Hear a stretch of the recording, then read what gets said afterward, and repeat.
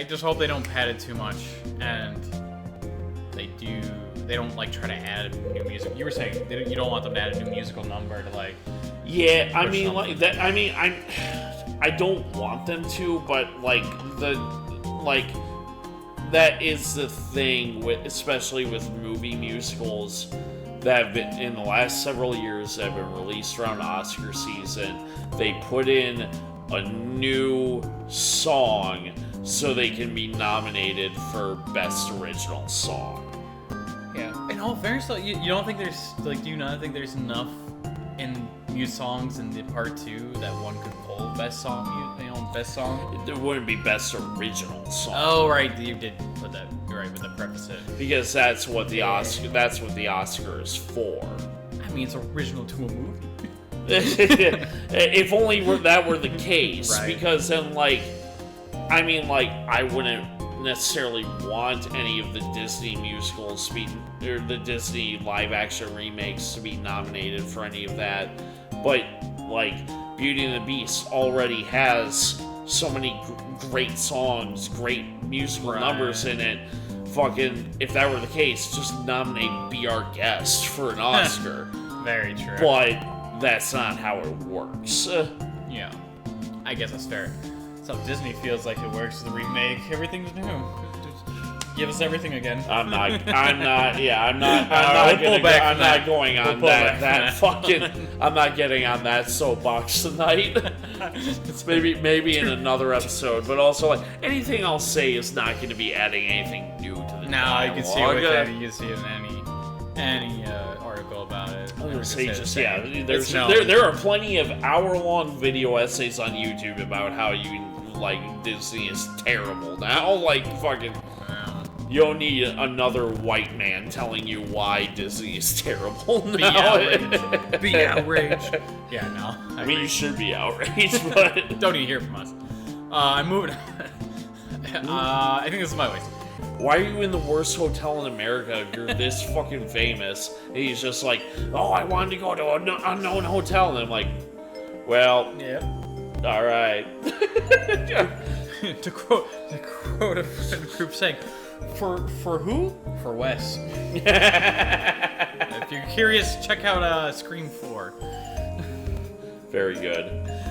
But yeah, the best Scream sequel.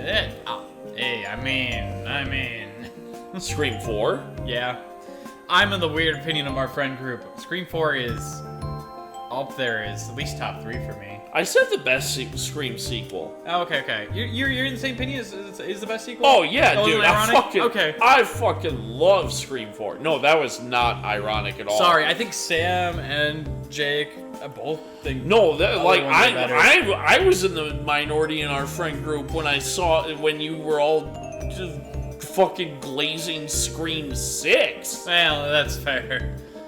Check out the Monsters at Midnight episode where I go on a tirade about Scream 6 by myself. Fair. And also, Scream 4, to its props, that premise with the digital streamer of the killer, ahead of its time when it happened. I mean, I know there was a thing, but nowadays streaming's huge. Wait, what? Scream 4. The whole premise is they were gonna stream and become famous. Oh, yeah, that's right. Yeah. Truth be told, I've only seen Scream 2, 3, and 4 all the way through once. And it was right before Scream 5 came out. Fair. Yeah, no, I like the premise was really good. I felt like it's even more relatable nowadays than it was when it first came out. And I just really like that cast. The characters are so fun in that movie. That was my favorite part of Scream 6 was Hayden Panettiere coming back as Kirby. Yeah, she did a good job. She was so fun in that movie. Yeah, too bad they, I don't know, my biggest complaint with that one is they just did not stick to killing people off. For fucking For real, dude! Stabbed 17 times! He got up and walked away. This isn't a legacy sequel. This isn't a reboot. This is the franchise. No one is safe. Anyone could die. Psych! No one fucking dies except every no-name in the cast that is so laughably underwritten, and it literally is like Scooby-Doo logic where they're like, I'm not the bad guy. And it's like, You're the fucking bad guy. I'm gonna pull the mask off of you, and you're gonna be like, "Old Man Jenkins." It was brutally obvious in Scream 6. I know, dude. That's why, like, hesitantly optimistic about Scream 7. Kevin Williamson is coming back to write and direct. Ev Campbell is coming back. Right. Hesitantly optimistic, but never know. But there's a good chance. You never know, but there's a good chance. And if you want Levon to be more on the actual podcast, let us know, because Levon is a good fucking voice. And also, the podcast is coming back. I swear to fucking God. Yeah, honestly, you're Milwaukee again. I know. Well, okay, so I don't even know how much of this is going to make it in the episode at this point. But if you are a fan of the podcast and you happen to be watching this, I'm going to be moving in with Levon here. Levon is more located, closer to Jolene. It will make recording infinitely easier. The podcast is coming back. Ideally, and I don't want to speak anything into existence too quick here, but hopefully Monsters at Midnight returns by Halloween this year. Ooh. Hopefully. Time will tell. Alright. We've been on the screen a while. We have been.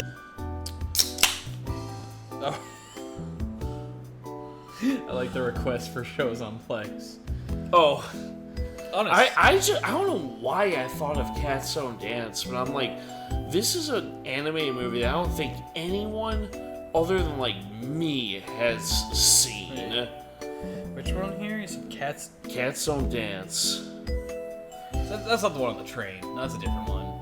No, it's mid-90s, Warner Brothers, and it's almost like old Hollywood, kind of. This cat from the Midwest comes to Hollywood trying to make it big in a musical. It's anthropomorphic animals, musical, and there's this evil, almost parody of Shirley Temple little girl that is the villain, and her bodyguard is literally massive. He's the size of every room he enters, to the point where in the finale he's busting through walls and shit. Really? And I was just thinking about a song from the movie and a visual from the movie, and I was like, God, I haven't seen that movie since I was a little fucking kid, and I wanna see it again. I'm totally down to get because it. it's one of those I fear is gonna disappear, because I don't know how many actual proper releases it's ever gotten. And I remember it being a really fun movie, and it's got a really good cast in it too. There's a lot of known people in it. Really? Okay. I've never heard it before, but it sounds interesting. Yeah, no, it's fun. Because I looked on Letterboxd, I was like, no, none of my other friends have seen it or logged it. And I was like, how the hell am I the only person that knows what this movie is? It's a virtual tumbleweed go across Letterboxd. Yeah. Yeah, fair. Cool. Yeah, I don't know. I was at Sabac, and I was something about.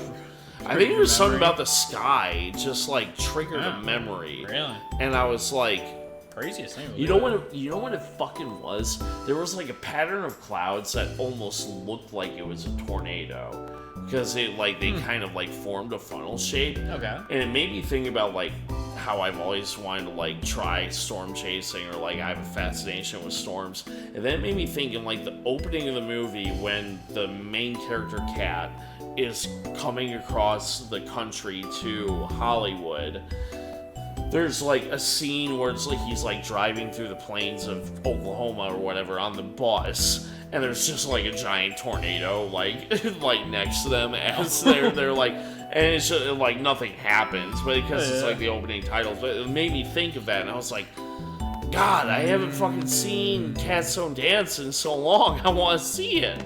Fair. There's I feel a decent amount of childhood films like that. you never think about it until you see that like specific triggers. Well, that's the thing is like all of a sudden like every so often I'll think about like the Brave Little Toaster. Oh man, yeah. I'm like, does anyone know what the Brave Little Toaster is anymore? Honestly, we were talking about last time. We were looking up like Tara Strong and E.G. Daily, and Jolene was like, "You're making Chalk Zone up," and I showed her like the splash, the like title screen for Chalk Zone. Yeah. She's like, "Holy shit! I remember Chalk Zone." Shoot, yeah, one of the ones that like do that for me too, Iron Giant. Yeah, so good, and I never hear anyone say anything about it.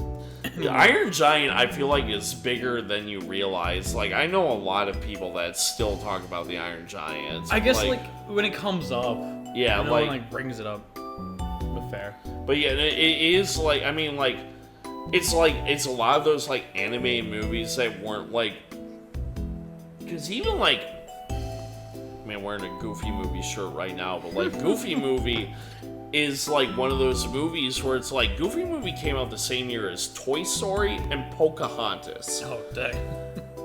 Goofy movie was not the one that anyone was really like. Goofy movie was kind of like a cult classic film for a while until people were kind of like finally like internet resurgence was like, no, Goofy movie is actually like really fucking awesome. Because everyone remembers Toy Story, obviously, for good reason. And Pocahontas was like the for lack of a better term, the Disney princess movie that year. And got more publicity because of it.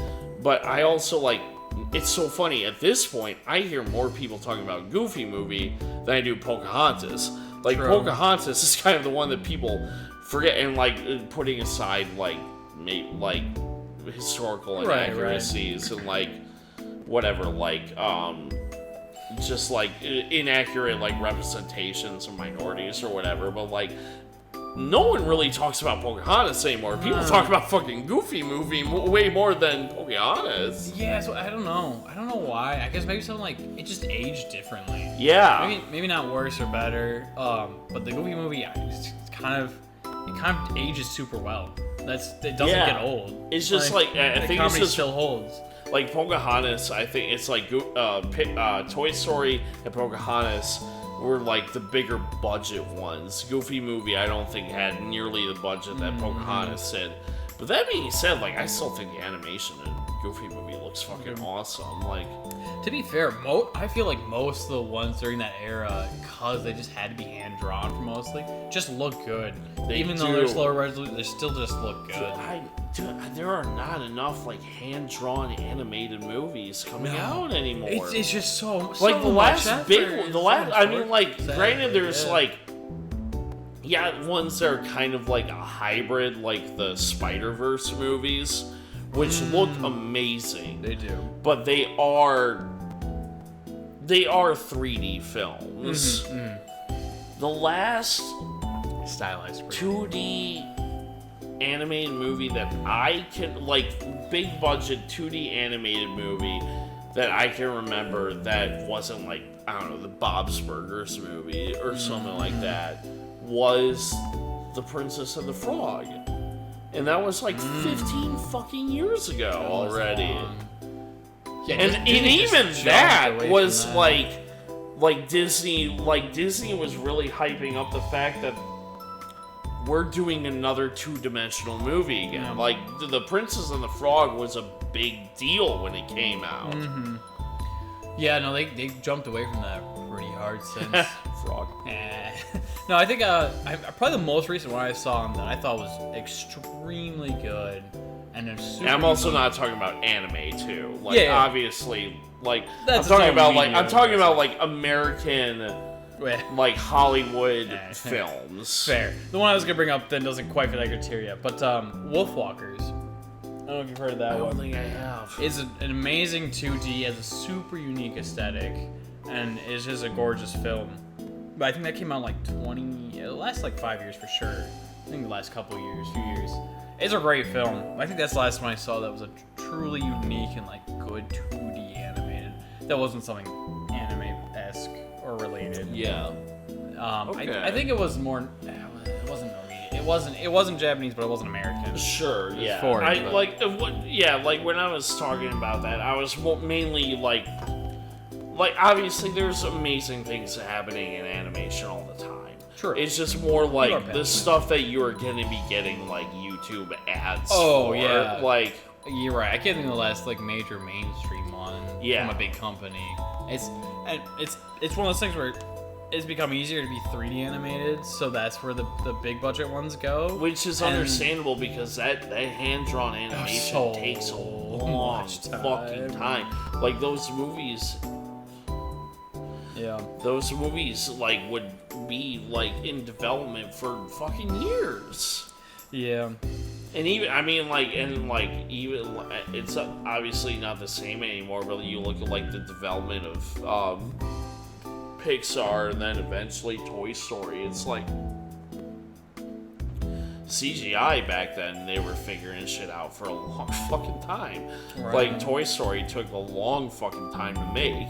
Oh, so many new techniques. Like every movie in that era that was 3D was one of the doing a first of some sort. Yeah. Some new technology is being introduced to make this movie possible, so it could be animated the way it needed to be. Yeah. But now most of that's figured out now, so it's a little more streamlined. Yeah, so you have to go more indie stuff and smaller studios to get more vision, because then Yeah. they have to be unique. Yeah. Or you can go bigger budget, it can be a little more streamlined and just more people on it, which dilutes the vision usually. Anyway, Yeah. I mean, yeah, it's... yeah, it's bums me out. Like, yeah. the only way you're getting, like, hand-drawn, like, 2D animation nowadays is, like, on TV, which is still great. Like, I still need to... I need to watch the new season of King of the Hill. I've heard good things. Yeah. I didn't watch the original, but Oh, I love King of the Hill. It's one of my favorite TV shows. fair. The most I've seen is the YouTube poop that's like Oh, 5 minutes God. long. Whatever it's If called. you ever want to just like watch King of the Hill, I'm fucking down because I love King of the Hill so goddamn much. Well, that's a list to get. Yeah, I know. Throw it on during Well, lunch or something. We gotta finish Twin Peaks before. We Yeah, do you're that. right. We have priorities. We do have priorities. I know we killed Laura Palmer, but Yeah. I got past that. But Yeah. I mean, that's not But that far. then we started it over too when David Lynch died. Did we even finish season 1 at that point? No. Oh man, we gotta get on that. Yeah. And It'll the be future. easier when I'm living here. A lot will be easier when you're there. Yeah. It'll be a good time. I'm excited. Fuck yeah. Alright, we Alright. should get back to game. Yes. Too much podcasting our playthrough. It'll be great. I mean, I honestly, if this isn't in the episode, I might, like, cut it out, throw it up as, like, a little bonus feature thing or Just something. do a because- compilation at some point of our podcast moments. Yeah, because and our that Let's I mean, Plays. that was fun. That was. Oh, they're great. I good would not talk. trade them. I would still Yeah. have them in here. Save complete. Oh man, I need this. What'd you say? Playing just makes me really want to finish Danganronpa. Slay Oh, the dude, Princess, yeah. and, like the other 3-Vision Papa game, Valhalla. I want to actually finish Oh, Valhalla. Valhalla is so good. It Maybe is. we could. Maybe we could do that for the channel. I mean, we have so many ideas for the channel already. I don't want to like add another idea to it, but Yeah, I mean, like if we did that, I would love to do. It would be so much. But if we did like every other week as our standard upload, and then like on the off weeks occasionally, Yeah. throw just an unfiltered VN episode fucking that we play and just Valhalla record. is awesome. I love So good. Valhalla. I'm so sad our friend group couldn't stick with it. I I get know. it. It's slow for it, but it's so good. But such a it's also vibe. like an actual visual novel is the thing. It's like, for context here, I mean, even if this makes it in the episode or the bonus or whatever it is, but during the pandemic, we started Thursday nights doing a visual novel night. And we started with Hotel Dusk. We did Last Window. Well, we did Hotel Dusk. We did Doki Doki Literature Club then. And then we did Harvester, Yeah. which is not a visual No. novel. Point and click adventure. It's a but- point and click adventure, but it's not a visual novel. And then we did Last Window. And all these games have a lot of interactivity and a lot of things that you can do in them. I wanted to do Valhalla Cyberpunk Bartender Action so bad because I love the art style, the soundtrack, the characters, all of it. The story, it's like really chill. It's an easy game to just like kind of like relax and play and like just like vibe. But because it was an actual visual novel, all of a sudden people were like, I'm bored. It's a lot of reading. Yeah. Pretty much. Because we would play it and like everyone would take a character and like read, do the voice and shit, and it was a lot of fun. But all of a sudden it was like, that's all you're doing, is reading. And people are like, what do you mean? A visual novel I actually have to fucking read? Yeah. They don't read enough. Because we want to do Phoenix Wright for the channel too. Yeah, Phoenix Wright. Because Phoenix Wright and this are like the prime examples of like, these are visual novels, but you have shit to do in them too. Mm-hmm. Our visual novel almost framed more. They are framed through a game. Yes. Versus being more, which I guess a visual novel is a game. Same thing with like Danganronpa too. Danganronpa has the same sort of like, you can move around, talk to people. There's interactive moments. Yeah. Visual novels are just that a lot of time, and there is interactivity in Valhalla, but the interactivity is just making cocktails essentially, and you can kind of change conversations based on how drunk you get people, but that wasn't even really like a mechanic I fully understood until later in the game when I was playing by myself. Yeah, it's not something that like is obvious or you wouldn't notice unless you go through a second playthrough kind of thing. Yeah. So it just seems like you're just getting the same, like getting a visual novel text and speech from characters, and that's just what you're getting. But even if you are affecting a little bit without knowing. Yeah. So yeah, we'll get. It's an idea. It's an idea. I've read fanfiction. Those aren't books. They aren't books. Some are good. I have read books by like. I mean, fair. I'm not gonna put any. I'm not officially published. I'm not gonna put anyone on blast because I am an amateur writer, filmmaker, all the way. But I've read books. One book in particular I am thinking of that is by a well-respected author. The Great Gatsby. I'm just kidding. No. And I have read. Yeah, you know what? I'm gonna put. You know what? I'll think of a different example. Okay. Ian Fleming. I'm a James Bond fan. Mm-hmm. I finally read Casino Royale, and I'm like, this prose is not that good. Mm-hmm. A lot of it feels like you were reading like a mechanical manual for some sort of machine. Really? Yeah. Granted, this was in the 50s, and Casino Royale was the first book that he wrote. But still, I like reading it. I was like, how the hell did this become one of the most like successful franchises ever? Well, also wasn't the first movie made, to be fair. True, but still. Yeah. Well, I mean, the story of Casino Royale is good. Right. Case in point, a lot of the story in the movie Casino Royale comes directly from the book. Mm-hmm. But reading the actual prose, like in between dialogue, I'm like, this is dry as like a ham sandwich with nothing else on it. Like, fair. The only juice you're getting is from the ham, and I guess in this analogy, the juice is the story. Right. But the rest of it is just like a dry, cruddy lump that you're chewing through, and that's the like prose of Casino Royale. That's interesting. It's really like how many different parts can go into a full story. Like you're saying, the prose, but like you got the idea, the prose of how you actually deliver it, and then how you can complete the idea. Yeah. And wrap around it. And I mean, you're saying it was his first book. Yeah. So, like, it's understandable to have issues. Even, like, someone who could become a great writer to have issues. Yeah. But I guess, the point being is, like, it's got at least one aspect that can hit.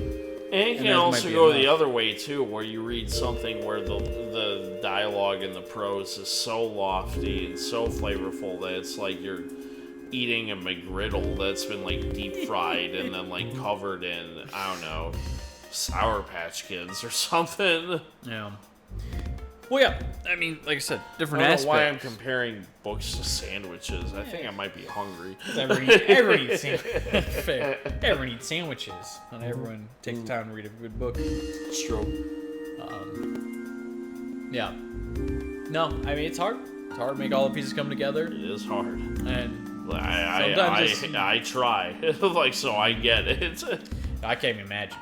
I've thought how, like, cool and how much I would like to write something or create an artistic artwork that would be good, and every time I think of, like, how it would actually start, I'm like, oh, dear Lord. Dear Lord. Yeah. I don't know if I can do that. Yeah. Well, it's like what you said, like, starting something is always easier than finishing, which is always a hurdle I run into, too. Yeah, that's also fair. You got a big drive at the beginning and, like, keeping it sustained through the whole process. Yeah. Can be difficult. Yeah. I think I have a backlog of, like, 20 different projects I want to work on in more of my, like, programming field and such. But, like, they're all in the idea phase, which is fun, not the execution and completion phase. Right, yeah. Because it's easier and more fun to think about it most of the time. No, yeah, I know exactly what you mean. So back to Summer, who apparently accomplished it once. Yeah. I'm thinking on your but there's like at least one point in this game, right, where you shouldn't press. Or is that only the They do that more. The last window uses the, like, idea that, like, you shouldn't press more often than this game. Like, I'm pretty sure I've pressed everything in this game and been fine. Yeah. Where in last window, there are times where you can press and actually, like, really, like, fuck up your play. Which I love as a game mechanic idea, and also at the same time makes it so much harder to decide what to do. Yeah. I think the only reason why well, actually, it's been a long time since I played Last Window, but I remember. Alright, this is all going in the podcast episode, I guess. At but this like, point. Last Window, I think we've touched on, has never been released in America. It was released in Europe, so DSs are not region locked. So you can get a physical copy of Last Window and play it on your American DS. Now, there was a period of time where I never thought I was going to get the Hotel Dusk sequel in America. So I looked up, like, a whole playthrough on YouTube. And I think that's how I learned the proper, like, dialogue options and when you're supposed to press and not. And then, like, all of a sudden, like copies of Last Window were cropping up on, like, American sites on eBay and stuff. I come down one morning, I was saving up money, and, like, I come down one morning, I was like, and my mom, God bless her, was like, that game you were talking about, I bought it for you. It just, you can pay me back, whatever, like, it was, like, and it was so cool. Heck yeah. But yeah, there was a period of time where I was checking fucking Wikipedia every day just to see if there was because this was back when I didn't really know much about, like, video game news. I was just checking Wikipedia to see if someone's gonna update it and be like, North American release this day, and it never happened. And then shortly after, Sing, the company that made this game, went under. But as we mentioned a handful of episodes ago, The Hotel Dusk property was renewed. The copyright was by Nintendo, which doesn't necessarily mean anything. It's just holding on your IPs, Right. pretty much. But because the Another Code remaster was published for the Switch, maybe we will see Kyle Hyde again on and whether it's a remaster or a new game. It probably won't be a new game. Let's be honest. More But likely a remaster. if it's a remaster, like I said, a handful of episodes ago or whenever it was, that's gonna be my surefire ticket to buy a Switch. I swear for the Switch too. Definitely. Can only really hope. We've had an example in the past of it happening. Hope it happens again. Hotel Dusk. What a game. What a game that brought me and Matt together. A lot of other things that made that happen, but definitely one we bonded over. Been said it in podcasts before, but while I know it's especially Jake and Matt also had that connection. It's games like these that you connect over, that you just stays in your memory. Call back, share a good memory with each other. It's good. It's good. Really am glad. As a good friend. One I really can't imagine not having. Been there through a lot of things. Wouldn't want a different one. What? Nothing.